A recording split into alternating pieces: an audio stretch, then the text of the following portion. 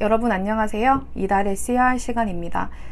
저희 이제 12편의 이달의 CR 영상에서는 제가 여러분께 CR을 대할 때 취하셔야 하는 전략들과 유용한 팁들에 대해서 소개를 하는 그런 영상들이 될 것 같아요. 일단 오늘 이 첫 영상에서 여러분께 전달하고 싶은 가장 큰 얘기는 기존에 우리가 크리티컬 리즈닝을 대할 때 전형적으로 접하는 방법이었던 이 premise, assumption, conclusion이라고 하는 이 접근 방법의 틀을 깨자라는 말씀을 드리고 싶습니다. 이유는 간단해요. 저희가 보통 문제 풀이를 봤을 때 지문에 대한 premise를 정리를 하고 conclusion을 정리하고 그 두 개를 지금 연결해주는 assumption을 찾아서 이렇게 세 줄로 보통 전체 지문을 정리를 한 다음에 문제를 풀잖아요. 근데 이게 가능한 케이스는 이미 답을 알고 있어서 어썸션을 만들기가 굉장히 쉬운 그런 케이스인 거고, 보통은 한 사람이 주장을 하는 그 주장문 안에는 프레미스와 컨클루전의 연결고리가 되는 어썸션들의 개수가 굉장히 많아요. 너무나 많은 어썸션들이 존재를 하기 때문에 이 보기에 나와 있는 딱 그 정확한 어썸션을 학생의 입장에서 딱 찾아서 정리를 하는 것은 굉장히 어렵다는 거죠. CR을 준비를 할 때 항상 생겼던 의문이 뭐 여기저기에서는 이제 프리미스랑 어썸션이랑 컨클루전을 찾아서 그렇게 풀자라고 얘기를 하는데 과연 그 많은 가정들 중에서 지맷이 질문에서 요구하는 그 어썸션 하나를 내가 딱 골라낼 수 있을까? 라는 생각을 항상 학생 때 했었던 것 같아요. 간단한 예를 하나 들어드릴게요. 자, 저의 주장입니다. 제가 뭐라고 하냐면 3년 전에 존이라는 친구가 지맷을 쳐서 730점이 나왔다. 그렇기 때문에 올해에 다시 존이 지맷 시험을 치게 되면 730 정도가 나올 것 같다. 이해를 도와드리기 위해서 굉장히 간단한 예시를 들었어요. 여기서 저의 결론을 뒷받침해주는 증거 등의 모임인 프리미스는 뭐가 되죠? 3년 전에 존이 730점을 받았다라고 하는 이 부분이겠죠, 그쵸? 그리고 저의 결론은 올해 존이 지맷을 치면 730 정도가 나올 거야 라고 하는 게 제 결론이에요.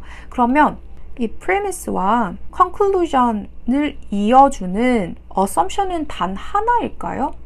단 하나가 아니에요. 지금 제가 이 증거를 제시를 하고 제 결론을 냈을 때 그 안에서는 제 결론이 사실이기 위해서 제가 이거는 무조건 사실이지 굳이 내가 언급을 해야 돼? 라고 생각을 하고 참일 것이다 라고 생각하는 그 가정들, 어썸션들이 지금 굉장히 많이 존재를 한다는 거죠. 몇 개만 예를 좀 들어드릴게요. 제 컨클루전이 유효하기 위해서는 어떤 어썸션들이 존재를 해야 하느냐. 첫 번째 임플리시트한 어썸션은 존의 영어 및 수학 실력이 지난 3년간 크게 변하지 않았다. 이런 어썸션이 있어야지 제 결론이 유효하겠죠, 그쵸? 또 두 번째 어썸션으로는 지난 3년간 지맷 시험 난이도의 변화가 크게 없었다라는 그런 가정도 제가 가지고 있어요. 또 다른 어썸션도 하나 만들자면 올해에 존이 지맷을 칠 그 날 그리고 그 시험장과 관련된 그 어떠한 예상치 못할 요소가 없다라는 그런 가정도 가지고 있어요. 올해 이제 존이 지맷을 치는 딱 그 날이 태풍이 온 날이다. 아침에 센터를 가야 되는데 빨리빨리 운전할 수가 없어서 시험장에 정말 간당간당하게 도착을 했고 그것 때문에 심적으로 많이 흔들린 상태에서 시험을 봐서 점수가 안 좋게 나올 수 있다. 이런 거 가능할 것 같고요. 혹은 하필이면 올해 시험장에서 앞에 앉은 사람이 굉장히 산만해서 집중을 좀 하려고 하는데 앞에서 다리를 막 떨고 펜이 딱딱딱 거리는 그런 소리가 계속해서 들려서 존이 집중을 하지 못했을 수도 있겠죠, 그쵸? 이렇게 간단해 보이는 주장 안에서도 저자가 생각하는 가정들은 수없이 많다는 거예요. 그 수없이 많은 가정들 중에서 지맷의 답에 해당하는 그 어썸션을 딱 찾을 수 있는 사람이 존재를 할까요? 존재를 하더라도 그 사람의 적중률이 높을까요? 가르치는 입장에서는 여러분 그냥 프리미스하고 어썸션 이거예요 하고 끝내면은 굉장히 편해요. 하지만 학생들의 입장에서는 그 프리미스와 컨클루전을 이어주는 수많은 어썸션 중에서 왜 꼭 얘가 어썸션이 되어야 될까 오히려 고민하게끔 만드는 그런 전략이기 때문에 저는 이 premise, assumption, conclusion을 찾고 시작하지 않습니다. 그러나 어떤 문제를 보시던 간에 무조건 conclusion은 꼭 찾고 그거를 인지한 상태에서 문제를 푸시도록 말씀을 드리고 있어요. 왜 그러냐?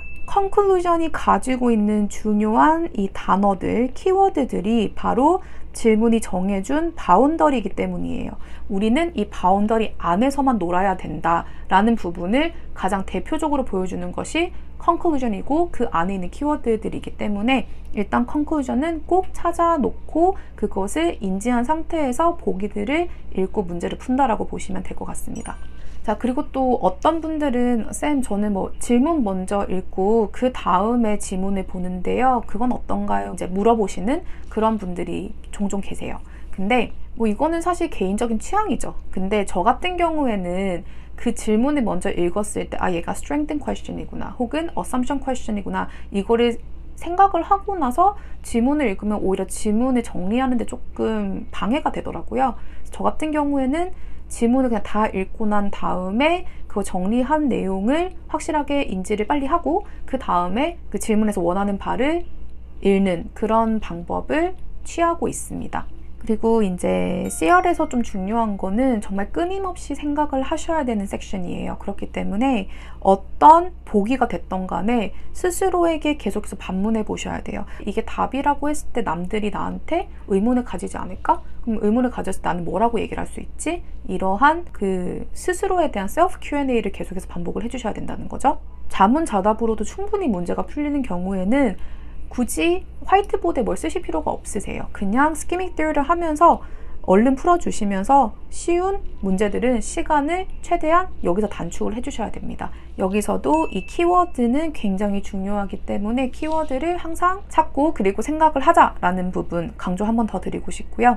어떤 문제가 되었든 그 문제에서 제시하고 있는 그 상황을 전체적인 그림으로 하지만 정확하게 이해를 하는 것이 정말 중요합니다. 그래서 이거를 어떻게 하느냐, 조금 어려운 문제, 복잡한 문제가 나왔다. 내가 한번 쭉 읽어봤는데 이거 뭔 말인지 잘 모르겠다 하는 것들은 그때 앞에 있는 화이트보드를 적극적으로 사용해 주시면 됩니다.